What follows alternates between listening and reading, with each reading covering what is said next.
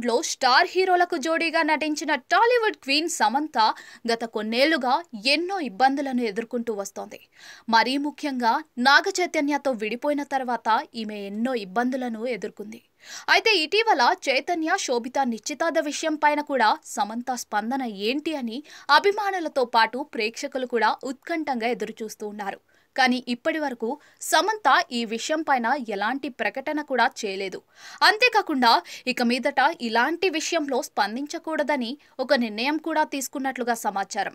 ఇలాంటి సమయంలోనే సమంత ఒక సంచలన నిర్ణయం తీసుకున్నట్లుగా తెలుస్తోంది.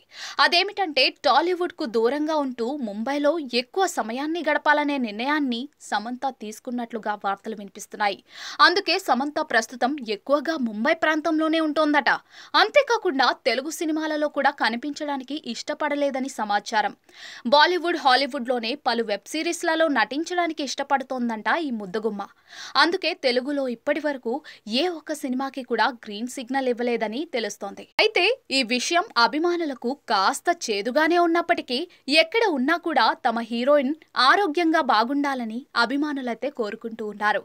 అంతేకాకుండా రెండో పెళ్లి చేసుకోబోతోంది అంటూ రూమర్స్ అయితే వినిపిస్తూ ఉన్నాయి. ఈ విషయం పైన కూడా సమంత స్పందించలేదు.